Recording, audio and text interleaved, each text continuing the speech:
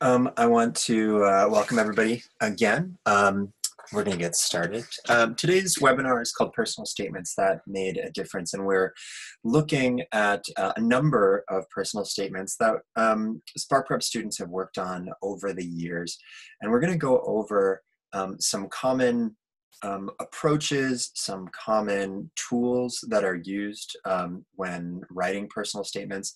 What we probably won't be able to discuss is the right answer, what exactly you should do for your personal statements. Because they are personal, it's a very specific decision related to you. And you'll see that a lot of the things that we're talking about today come down to context, right? One of the reasons we have personal statements is to allow admissions officers to understand your specific circumstances, the circumstances of your life, your education, your interests, your development, your growth, and you have to make some choices there. You only have 650 words in the Common Application personal statement to choose to share something with the admissions office. That doesn't mean that there is one answer for everybody. So a lot of students sometimes ask us, what should I write about? What is the right personal statement? How do I impress the admissions officer? And there's no single answer to that question. It's a deeply personal choice. And the way that you come to that decision is through time and consideration and thoughtfulness. What is it that you want to say to the admissions office? What is the thing that you feel is most deeply important to share? That might be an intellectual interest. That might be a set of experiences that helped you develop over time. But there's no one right answer. There's no formula. But hopefully by reviewing some of these personal statements that we're going to read today, you'll be able to discern some common themes, common approaches that you might be able to use when you're thinking about your own personal statement writing. Spark Prep uses this graph or this pie chart in pretty much all of our webinars and all of our seminars and workshops to give a sense of all of the different components of a college application. And this really shows you what we mean when we talk about context.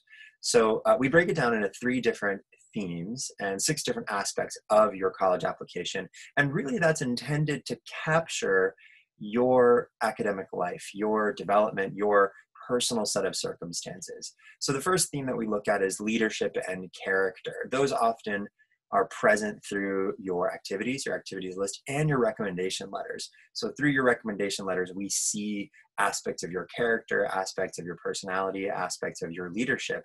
We also see those things in your activities. Oftentimes we will talk about activities, not just in terms of leadership, but in terms of commitments. What are the things that you have invested your time in over the years, particularly in high school? And what do we learn about that investment?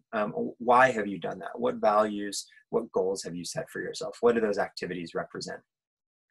Academically, there are things that you're familiar with, your grades and your transcript throughout high school.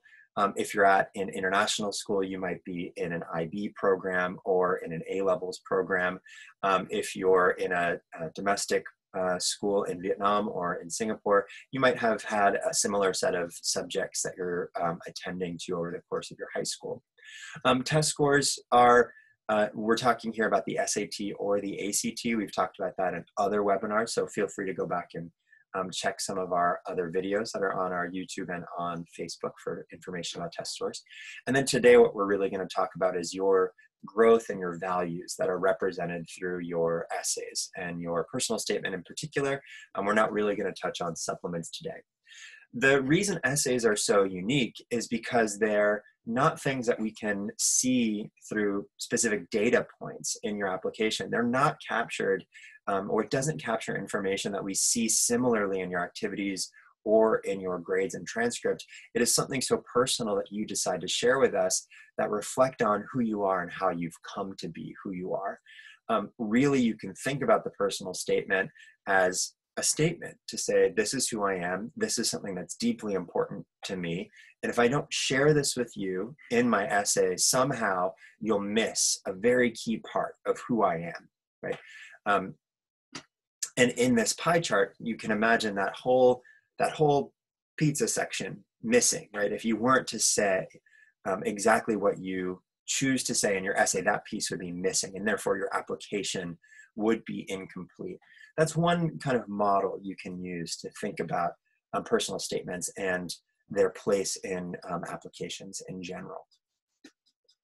Before we jump into some of the essays, I want to give you an overview of some of the tools that often we coach students on using when talking about essay writing. And the three that we focus on the most are content, structure, and style. Now, there are many hundreds of books that have been written on writing, essay writing, poetry, journalism, novel writing, academic writing, many books that I recommend that have very complex structures, but we want to keep it a little bit simple because we're talking about a 650 word essay here. And fundamentally, we're looking at the what, which is the content of your essay, what you write about and why you write about it. Sometimes that is your topic, sometimes that's your theme, sometimes that's the examples that you use, sometimes that's the metaphors or the imagery that you choose to use. The content is the so what of your essay. What am I reading? What am I getting out of it? The structure is how that content exists in your essay from the beginning, the middle, to the end. That's the simplest way to think about structure. How does my essay deliver my content in a way that makes sense to the reader? Now, most students will start kind of in a chronological order from earliest and then move to latest, but that isn't the only way to structure an essay. Sometimes you can do it thematically. Sometimes you can do it based on a set of experiences that you want to weave together. There's a lot of creative opportunity and structure, and you should feel very welcome to be creative with structure as long as it supports your content being clear. The last thing we talk about is style, and style is the way that we can kind of hear you, your voice, your use of language, the technique that you use. Sometimes that means you use a narrative style to present some of your content. Sometimes that means you're using reflection. Sometimes that means you're using argumentation. There are many different kind of stylistic approaches and tools. And we cover a lot of this in our writing workshop that we're going to do this summer. If you want to learn a little bit more about our writing workshop, you can ping Zoe, who is on this webinar, and you can put your name on the list for when we formally announce the writing workshop. We haven't announced it yet, but we will probably in the next couple of weeks. So if you'd like to be on that list and learn a little bit more about some of these writing tools, you can sign up there. So as I mentioned, content refers to the material of your essay. And you can really say that your topic is only as interesting in your as your content. The essay that you're writing really isn't about your topic. So you're not necessarily, teaching me about cars or chemistry or the history of Europe. You're only teaching me those things as it relates to you. Fundamentally, it's an essay about you.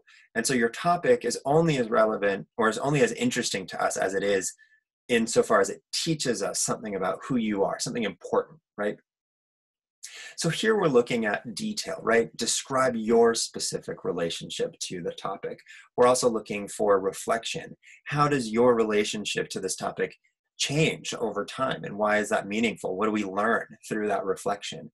And actions. Have you chosen to make a change in your life or prompted you to make some decisions? So again, the whole point of understanding what your content is to deliver some insight into who you are and why those things are important. We want to learn about you, and the content that you write about is supposed to deliver some of that education to us, the reader.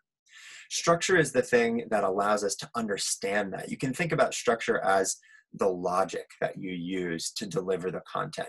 It's where we understand your thought process and how you have chosen to develop the essay and expand it over time. I often talk about essays as having kind of an arc, right? It's not linear, just beginning, middle, and end. It's not a flat line. It builds, right? It has this kind of upward trajectory, and then at the peak, there's some realization or some insight or some, this is why I have given you this essay to read, dear reader. You can think about it in terms of time. What comes first, and why do you deliver that material first? Why do you write your intro paragraph the way that you write it? Is it a story? Is it an introduction to the topic? Is it Do you start in the middle of things? There's many, many different ways to start. It doesn't always have to be at the beginning of your life chronologically.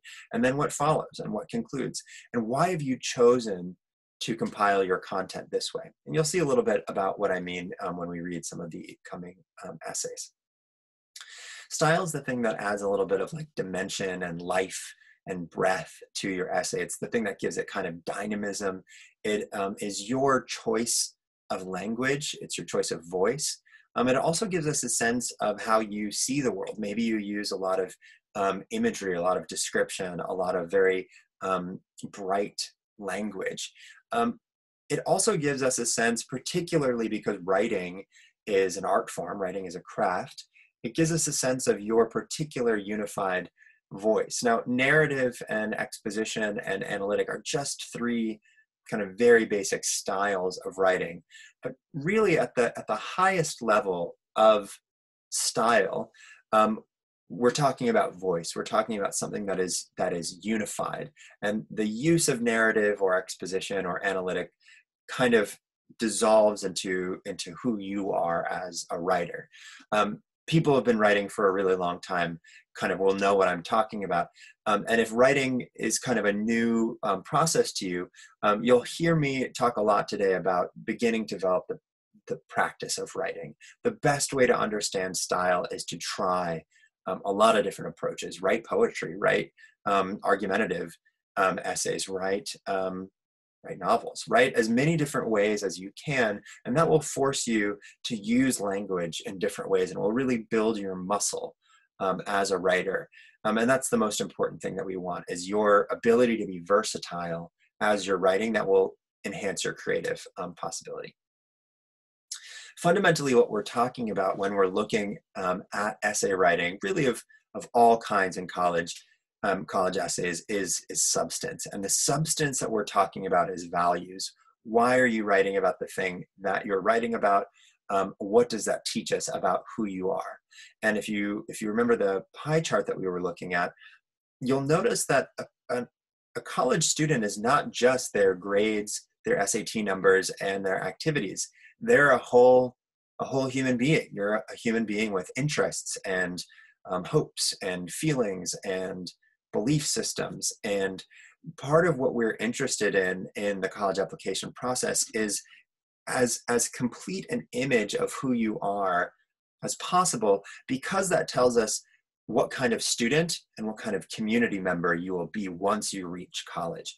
And because American colleges are such a profoundly communal and collective experience, we need to understand a lot about who you are. Your essays can help us understand that, can help us understand the substance of who you are and what you might contribute to college. So when you're thinking about values, you want to think about what matters most to you, what motivates you, what are the experiences that have shaped you over your life that have been the most significant to you? How do you spend your time, and why do you spend your time that way? These are some of the questions that you might ask when you're looking to understand what are the things that I value. At 16 or 17, most students haven't really asked this question yet so explicitly. But we find that actually taking the time to say what is most important to me before you begin your essay writing will help inform the direction, right? What is it that you're trying to deliver to the reader? So let's look at a few examples. So what we're going to do is I'm going to read these essays slowly to you. You'll see them on the next screen. And then we're going to look at a little bit about what we learned. Why were these essays effective? We're going to do a little bit of an analysis through content, structure, and style. And we'll probably have time to go through 3, maybe 4 essays so that I can leave some room for questions at the end. So let's jump into it. So this first essay that we're going to look at is from a Harvard student. And what I want you to really pay attention to is her use of language and the dynamic use of language. There's bright, vivid imagery at the beginning, and then it shifts kind of more into an intellectual reflection. And that juxtaposition of style is profoundly effective because it shows us versatility in language. It also shows us versatility in how she views the world. So take notice of that when we shift from the first 2 paragraphs into the next several paragraphs. All right, let's begin. Tonu is 4 years old, and she has recently discovered how to draw. She is seemingly never without pencil or crayon and has covered nearly every surface in the house with her renditions. She has drawn butterflies, flowers, goats that double as vases with butterfly flowers streaming from their heads. But she doesn't want to become a complete surrealist. So today, she has decided to observe the world around her and draw what she sees more precisely. She sits on the porch and waits and watches. Suddenly, thunder pours down rain around her. She realizes she has never observed the rain closely, has no idea how to draw it. The tiny slashes of pencil she's been making won't do any longer. She stares at the torrent because she wants to know its shape, texture, color, but soon realizes that the feat is impossible. What is the rain and where does it begin and end? How to capture its motion and time?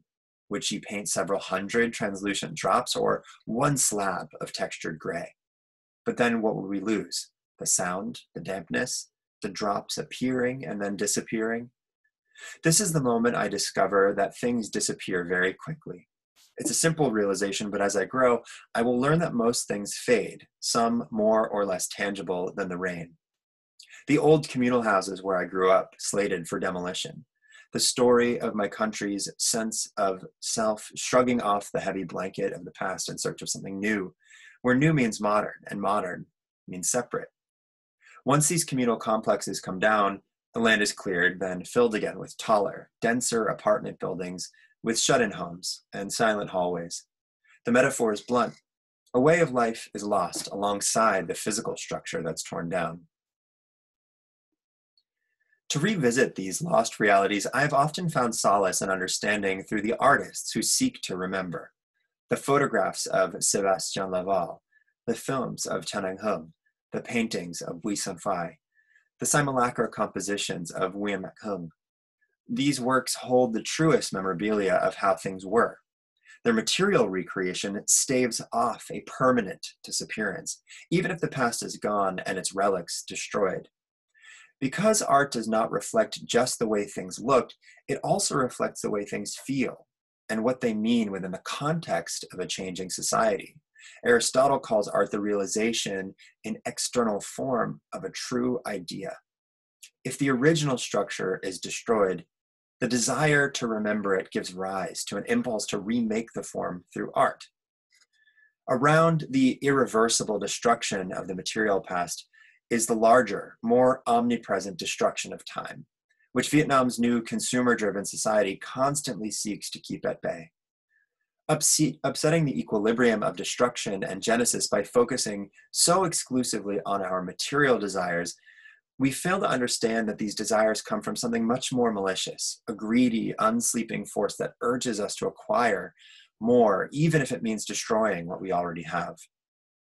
We accumulate more things in an attempt to protect ourselves against the impartial grind of time. But as young Tonu learned, loss is inevitable. Time, things, systems of belief, all are subject to impermanence. Perhaps the point of art is discerning what you can accept losing in exchange for the memory of what was. So let's look at what she's doing here in terms of these three tools. What is the content, what's the structure, and what are the stylistic tools that she's using? Well, in terms of content, we see a few themes that are taking place here. We see time, we see art and memory, we see social change, we see buildings as metaphor, we see an attempt to recuperate or recover things that have been lost. We see a grappling with, a struggling with change.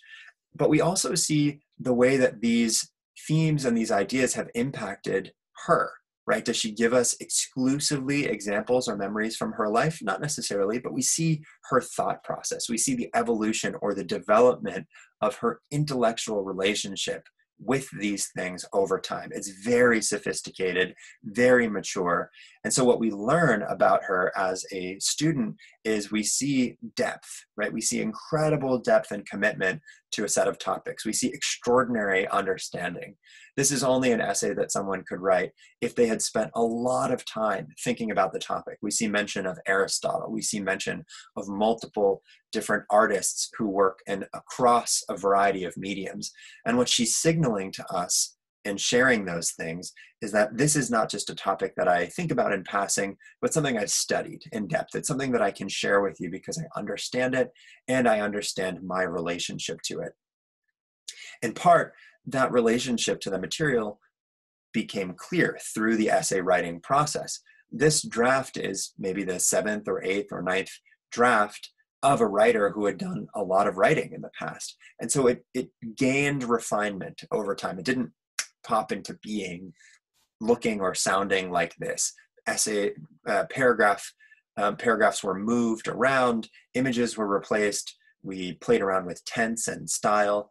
And we can see that in the structure here, we decided to think about juxtaposing youth, right? The image of the young writer trying to paint something, trying to capture something, using the present tense to give a lot of life and vitality before switching into a different period, a more contemporary moment where we're reflecting on the tearing down of the buildings and the building up of new styles of modern housing as a representation of loss and renewal. And so in the structure, what we're seeing is an initial impulse, an artistic impulse to capture something that seems ephemeral, leading to a kind of intellectual awakening or curiosity around what she calls impermanence or loss or the disappearing of things. And then kind of an attempt to understand those things by studying artists, other artists who also look at similar ideas, filmmakers, photographers, poets, sculptors. And then we see in the later paragraphs this kind of reflection and integration of some of those ideas, coming to terms with some of those questions. Maybe we don't have a complete answer of some of those questions, maybe we never will, but we do see development. We see maturity and growth and understanding of those questions develop into a deeper understanding. Stylistically, we see a broad range of styles here. We see a lot of bright imagery, butterfly vases, we see slabs of rain, we see a young person kind of drawing all around the walls in her house. Then we also see the use of the present tense. It's always kind of that we're recounting that moment as if it were happening in real time. We also see kind of non-linearity. It's not just happening one moment in time chronologically, beginning, middle, and end. We're kind of jumping back between time periods, right? In the beginning, it's young Thonu. At the end, it's also young Thonu. And in the middle, we're talking about artists across time who are working to recover or look at some of these themes. So we see a dynamism in style. We see both a very expressive, rich use of imagery, and then we also see an intellectual academic language. And that juxtaposition is extraordinarily powerful because it means that we understand, we see this writer's versatility, both in terms of thinking and in terms of expression. And what we know is that will carry on into college. Basically, what we're seeing through this essay is the beginnings of a writer, of a thinker, of a student who can grapple with very difficult questions that she might again encounter in college and probably is prepared to begin thinking about. And that is in fact kind of what has happened. This student has gone on to Harvard and has grappled with increasingly more complex and difficult ideas related to art, related to literature, related to society. So this essay actually was a good predictor of the kinds of questions, the kinds of issues the student would end up looking at in college. So what a personal statement is intended to do, which is show us what a student might be doing or might do with the rest of their education, this essay did in fact do that.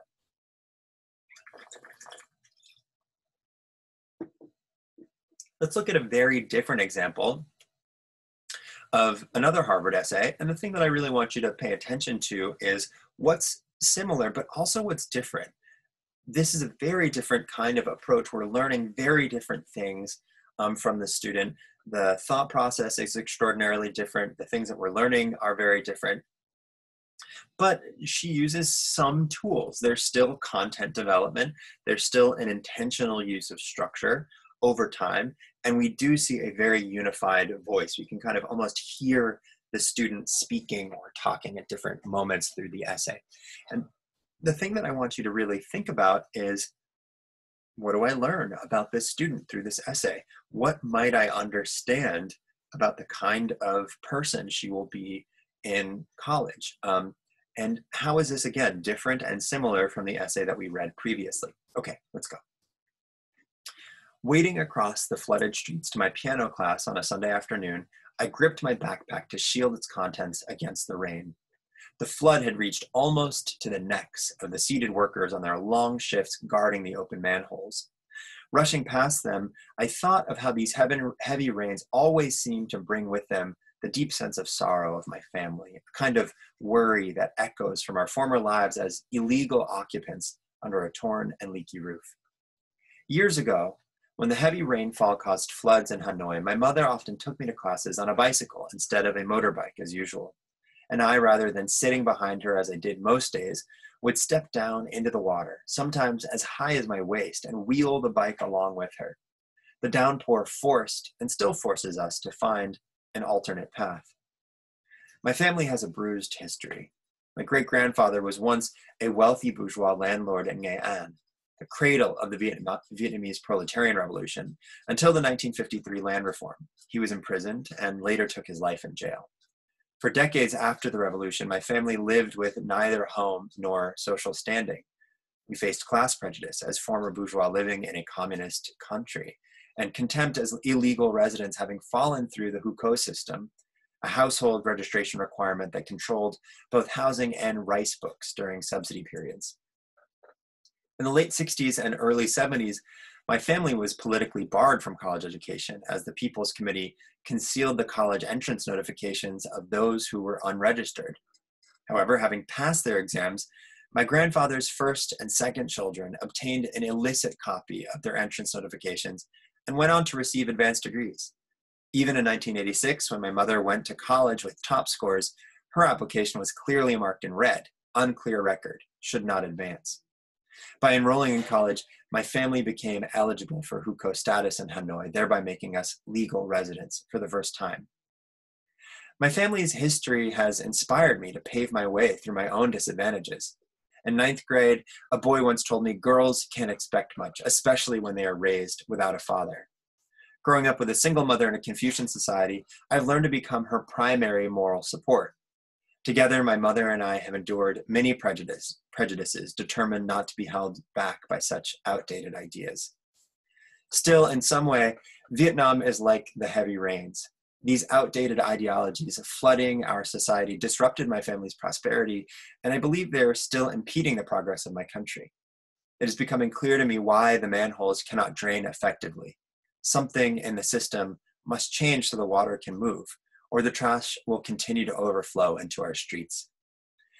I stepped out of the rushing water and onto the sidewalk and began to hurry, sure-footed beneath the canopies and tarpaulins the street vendors use when the rain becomes heavy.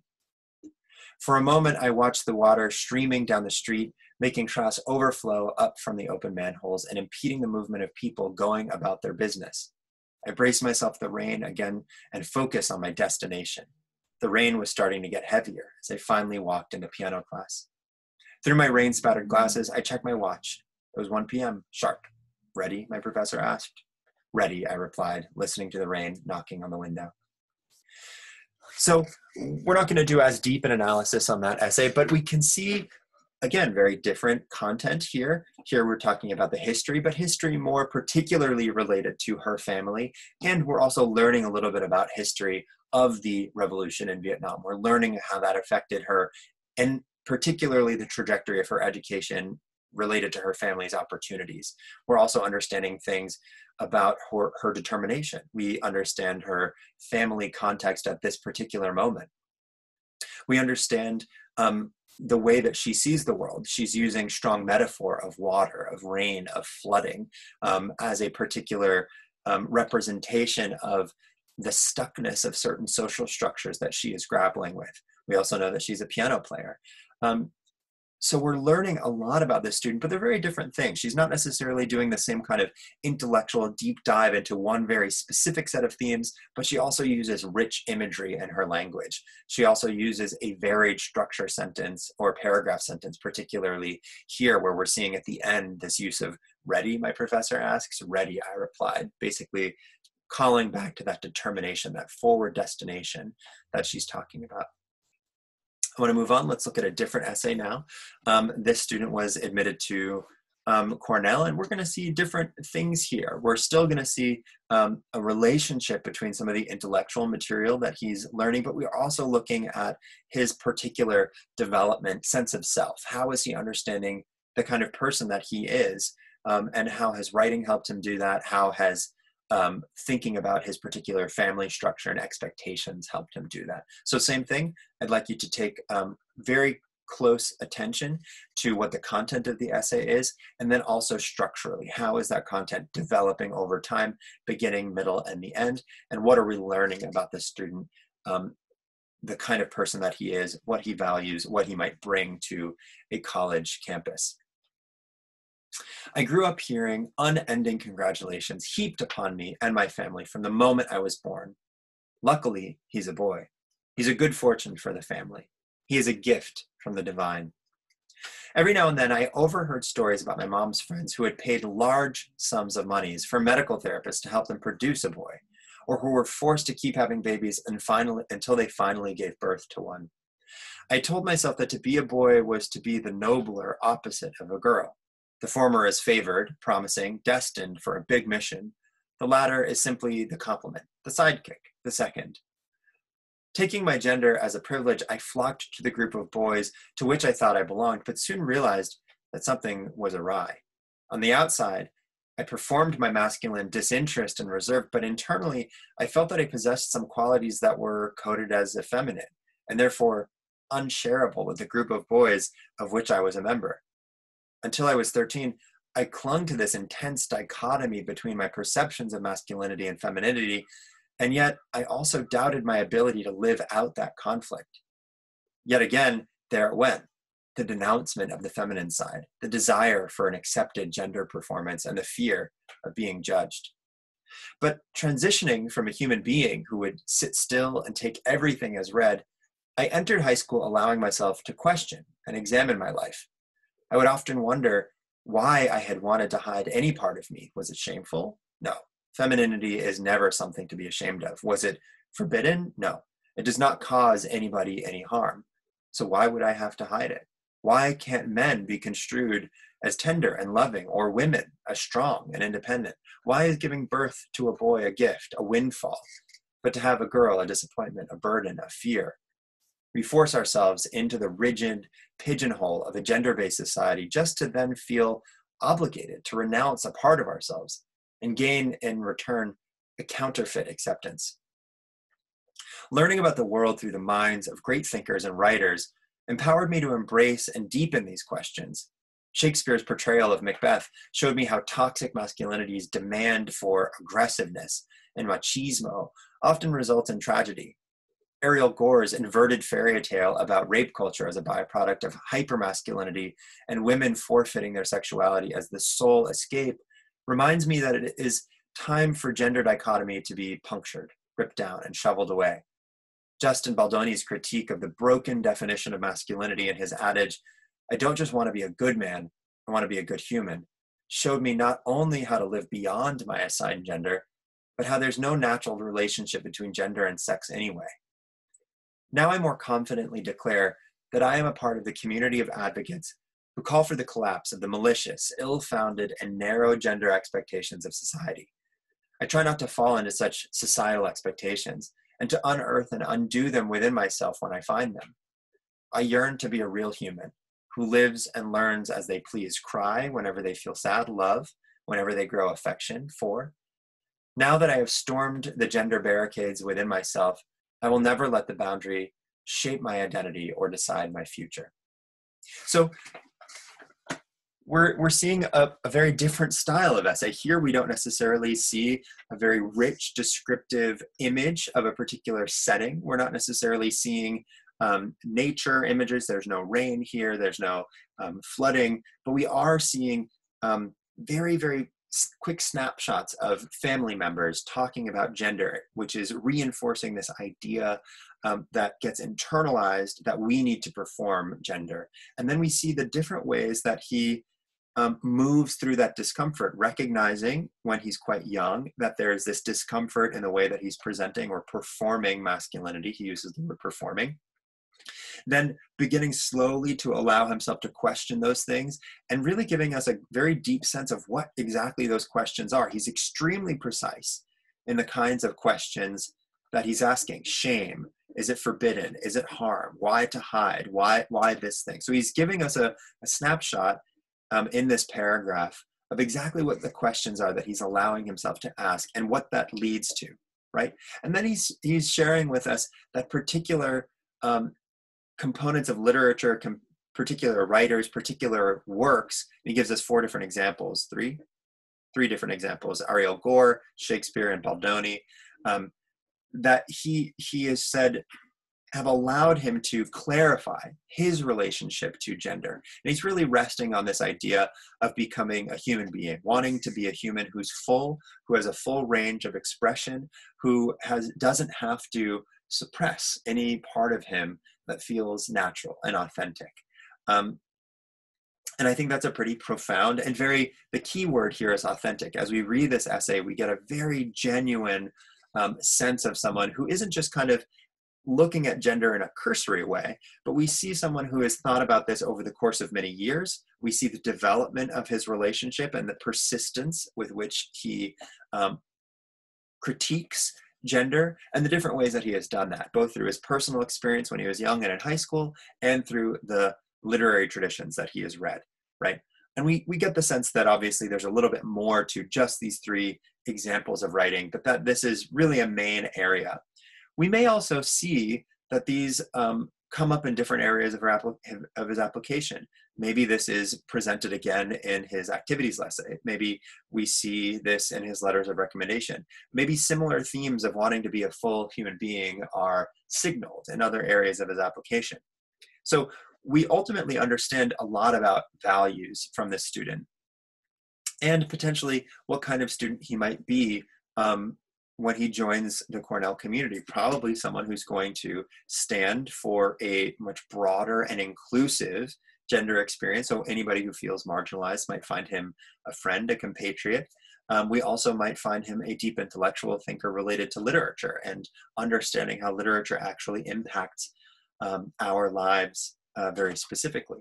So again, a very, very different approach, but still using kind of the same tools, right? Giving an early sense, an early instance of how gender showed up in his life, seeing how that develops over time, and then giving us a clear feeling of how he has grappled with this and how he has arrived, where he is in the moment.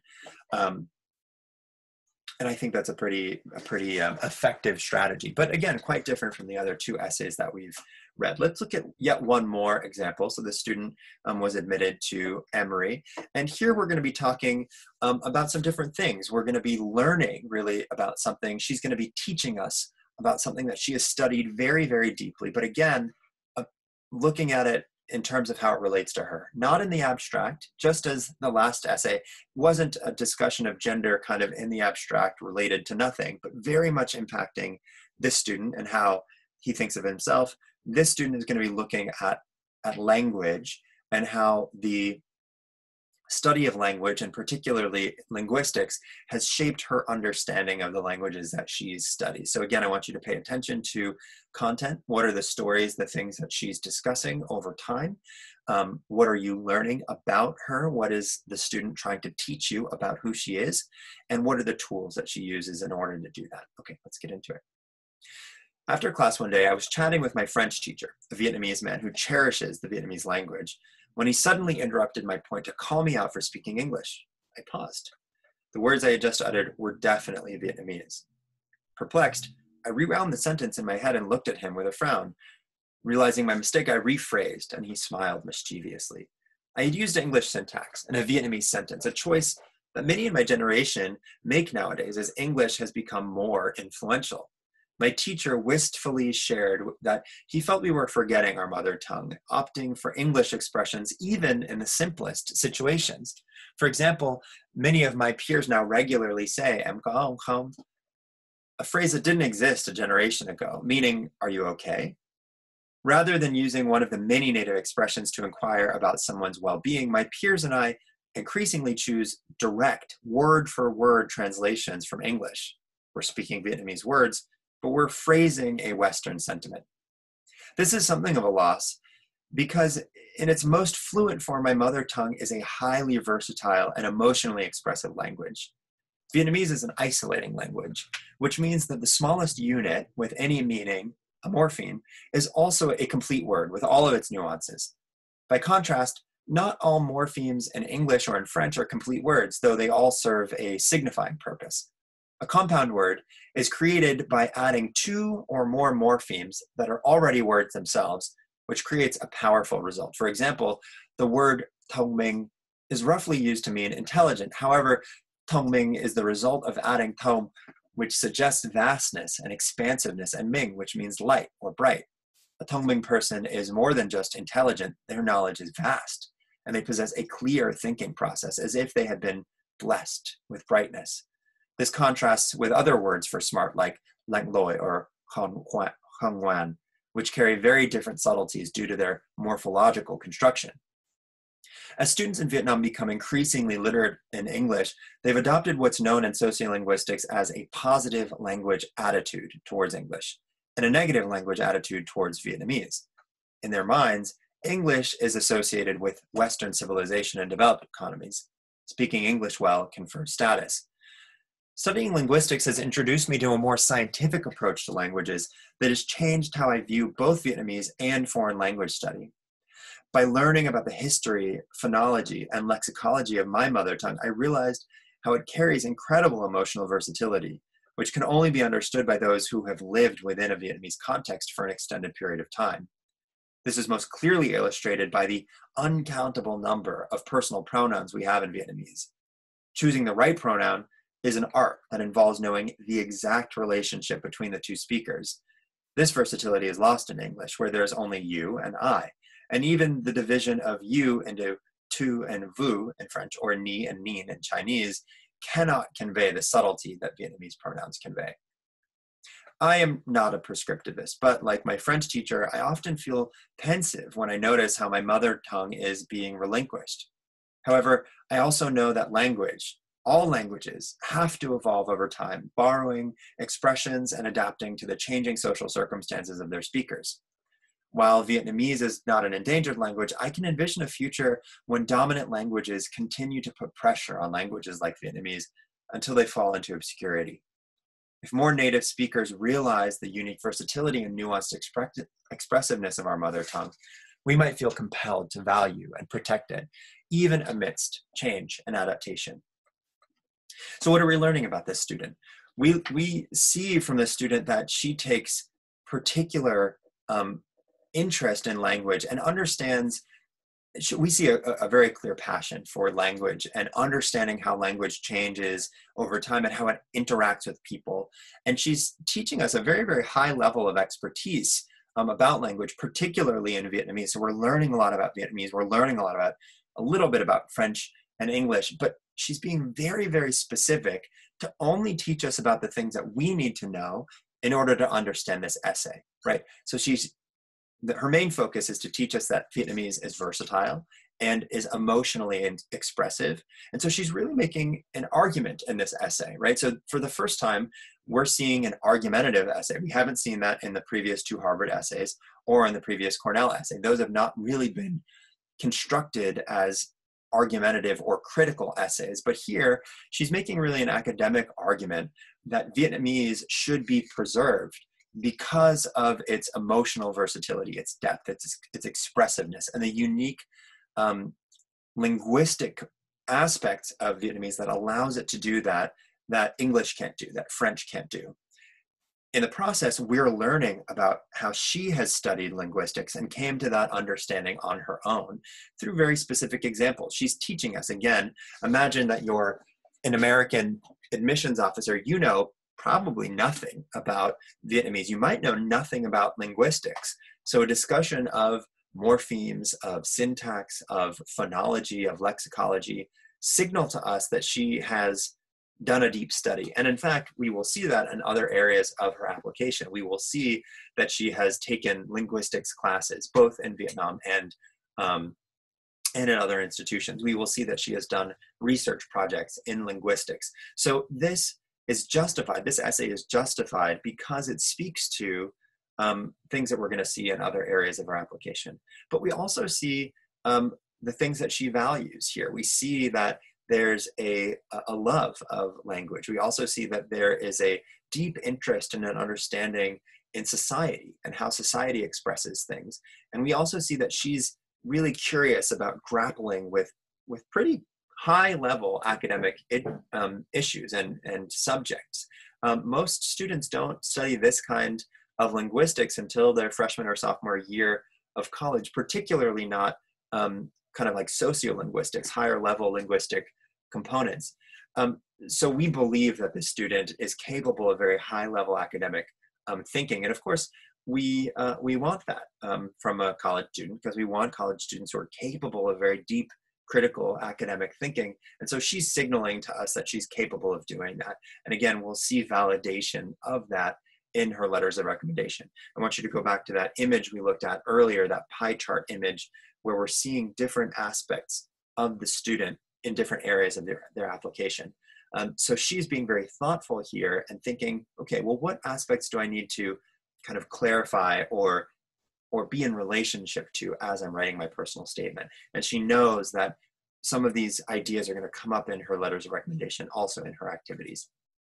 So this is a very strategic and thoughtful essay, and it's very effective because it's extremely specific to her. Probably no other student is capable of writing an essay like this, particularly about this topic or in this way. Are there other essays about language and linguistics? Absolutely, for sure. Are there other essays about language and linguistic that talk about Vietnamese, French, and English and the sociolinguistic impact on Vietnamese society? Probably not. And so this student knows that this is a very unique area to her and has chosen to really emphasize that in her application. Okay, we have time for one more. Oh, actually, good, great. That's the last of the essays. Great. So the last thing that I wanted to mention fundamentally is just come back to this idea. Essay writing gives context to your application, right? It makes us understand what's behind the grades, what's behind the SAT scores, what's behind the very brief activities list that you're going to be giving us. It is your set of choices to say, you've looked at my grades and transcript, you looked at my SAT scores, my TOEFL scores, my activities. Now I want to tell you something. And the thing that I want to tell you is something that I have thought about quite a lot. I've made a decision, and it's important for me to share this with you so that you understand a little bit about who I am. Maybe how I've dealt with my family's history and education, or my experience of loss and ephemerality, or my experience or understanding of linguistics and language, or my understanding of gender, right? Without those things, you'll be missing something about my application. That's really how you want to think about developing essay writing material. What would be missing from your application unless you took the time to tell them? And that takes time. So there are some specific things that contribute to excellent writing. The first thing is writing skill. You can't write an excellent writing or essay if you don't have writing skill. If you're a new student, you need to develop, or new student to writing, you must begin practicing. You must write every day. I ask my students to write every day, and I try to write every day. That could be journaling, that could be blog posting, that could be poetry. It doesn't really matter when you're an early writer. The first thing is to develop the habit, to develop the practice of it. The more you do it, the better it is. Days, weeks, months, year. It's a cumulative thing. So don't worry if it's good or bad now. It'll be better in months, but only if you do it every day. 15 minutes, half an hour, as much as you can. As many different styles as you can. Prose, narrative, exposition, argument, creativity. The kind of writing that you learn in SAT writing or TOEFL writing or IELTS or in ACT or even in school writing is a very, very limited bandwidth of types of writing. If you've never tried poetry, try writing poetry. If you've never done creative writing, try doing creative writing. Forcing your mind to write in different ways, even though it's going to be very uncomfortable at first, will teach you to, again, be more versatile as a writer. And that's what you want. in order to write an excellent essay, is versatility, the ability to shape or adapt material as needed. The other thing we're talking about is depth of engagement. Your essay must have depth to some degree. It cannot stay on the surface. It can't be cliche. It can't be generic. Even if your topic feels common, the way that you relate to or deal with that topic needs to be deep. And so don't choose to write about something if you haven't, grappled with it in depth. Or if there's something that's interesting to you, but you haven't grappled with it in depth yet, take the time now to figure out how you can deepen your engagement with it before you start writing your personal statement in the next couple of months. One of the things that I think, one of my teachers told me that I think is the most influential in my life is that any one thing that you can take all the way, as far as you can go, can acquire depth.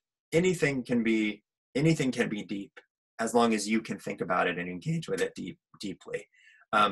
In some ways, the limitation is your ability to challenge yourself to be deep with the subject. We're also looking at your capacity for reflection. We saw that in all of these essays. There's a deep capacity to reflect on the relationship between the topic and the writer. Fundamentally, that can't be missing from writing. You have to explore your experience in the broader scheme of things. What does this say about you and the world, you and society, you and your community? Here's the pie chart again. We're looking at leadership and character, growth and values in academics. Writing really is an opportunity for you to reflect on your growth and the things that you value. When we talk about value, we're saying, what are the things that matter to you? What motivates you? What forces you to think deeply about the world, and what do you give your time to and why? That's really what we're looking for in values. And that may reflect on your leadership and character. That may reflect on some of your activities, or it may not, right? It's a decision that's very, very deeply personal. Even though we looked at 4 different essays today, there are many dozens more styles, topics, approaches. This is a selected set of essays, but by no means is it the only type of essays. And in fact, as I was reading through them, I was seeing actually these essays are a little bit more similar than they are different, but there are extraordinarily different kinds of writing. So I don't want you to think that you have to write in that voice. Voice is something that's very, very deeply personal to you, and we want to hear your voice.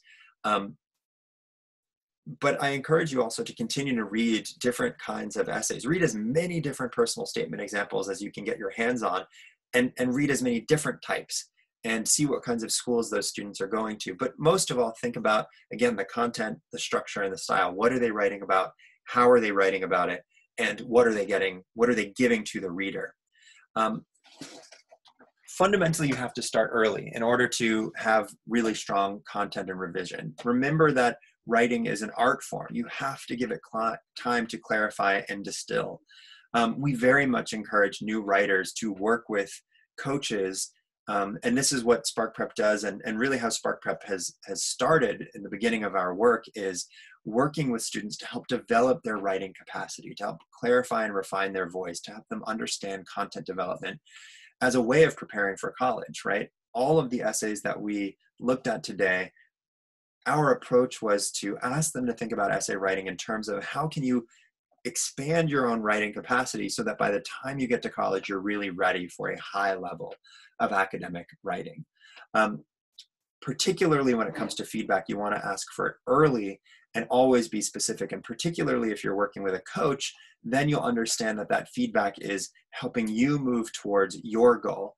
One of the challenges we see is students asking for feedback from too broad a set of people, and sometimes from people who don't necessarily have a strong background in essay writing, and so they can get sometimes conflicting messages, which can add some complication and give you can be confusing sometimes. If I remember correctly, I think that's it. Yeah, so character, again, we can see that what we're looking for, actually, we don't need to look at so much at character today. Sorry, this is from another webinar. Cool, so we're done. We have a few minutes for questions. My co-moderators and panelists here will help me ask you some of those questions. There's a Q&A button here. And there's also a chat where you can ask us some of your questions that Zoe, Ming Chang, and Ngap will help me parse through. So let me just read through some of these things. Okay. Okay, great. Angzu says, can you present writing samples that are simple yet powerful? These examples seem too polished and dramatizing to me. By the way, I'm a parent. I'm trying to understand if complexity is a better indication of academic capabilities than simplicity. It's a good question. Yeah, so I think what we want to make sure is that simplicity is not a stand-in for depth. There still must be depth of thinking. There still must be depth of engaging. You're absolutely right that some of the use of language here is perhaps pretty complex because these are very academic students, and I wanted to show you students who were grappling with some more specifically intellectual topics. I think, let's see, but you can also see that some of the topics the topics themselves were not so sophisticated. Let me see, I'm trying to remember an example. Like gender is relatively a common topic, and I think the way that he's, I would say like Matt Hung's essay, the Cornell essay, is a little bit more simple. That's not particularly verbose. Yeah, it's a good question. I think we probably have a habit, I think at Spark Prep at least, of encouraging our students to reach for depth of language and versus specificity of language. Oh, okay, that's the thing that I wanted to be really clear about.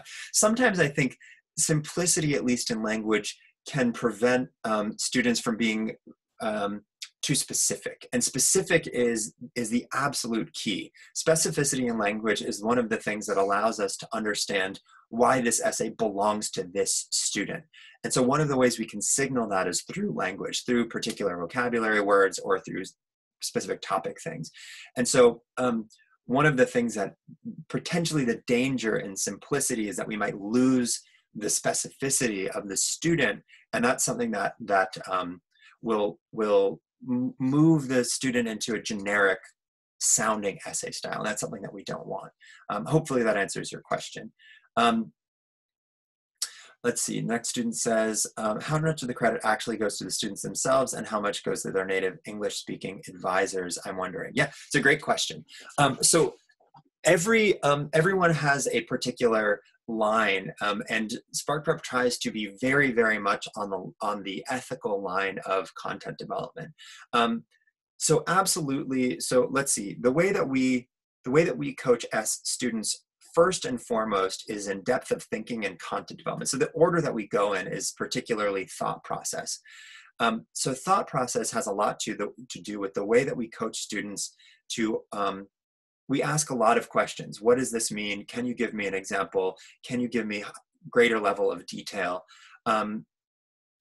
So we actually don't come in with particular language suggestions until maybe like draft 8, 9, or 10. And even then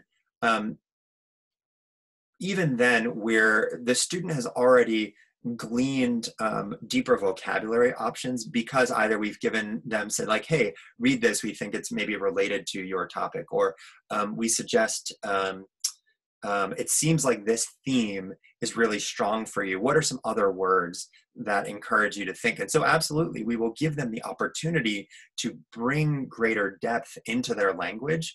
So part of, I think, our role as coaches is to point towards opportunity, absolutely not to change. I think one of the questions that you're asking is how much of the credit goes to their native English speaking advisors. At no point do we say you should write this or this is a better word for this. All of the time it's to say, here are some opportunities you might consider. This phrase maybe doesn't seem so clear to me. Can you find another way to rephrase it? We do a lot of that. Anytime we see opportunities for clarification, we'll point it out to the students and say, can you help us make this clearer? Can you help us make this clearer? This word seems to maybe be not exactly what you're looking for.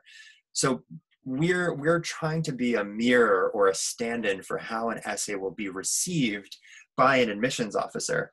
And that is never to say this is good or this is bad, or you should do this or you shouldn't do this, but to always reflect, this is my experience of it. This is how it sounds to me. This is the way I understand it. Is that what you meant? Is that what you intended?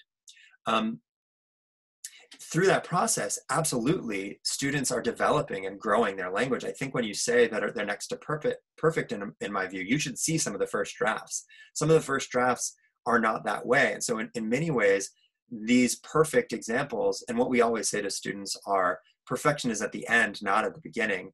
They're representative of how the students have grown over time. Absolutely, these students started at a pretty high level of writing.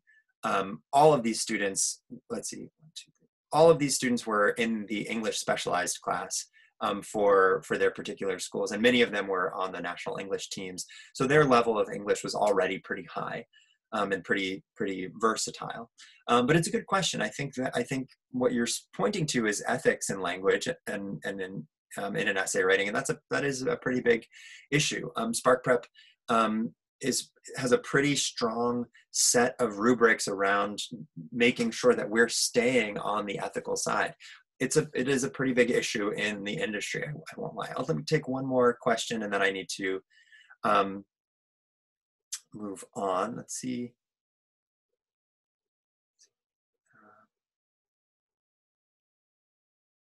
For highly selective colleges, do essays have to align with my demonstrated interests and intended major? Broadly, no, with the exception perhaps of engineering majors. But even with engineering programs, sometimes they will have a separate essay that will ask you about engineering disciplines. So the broad answer is no, and usually the answer is no is because most of your essays are going to be submitted through the Common Application, which means you're only writing one personal statement, and that will go to all your colleges.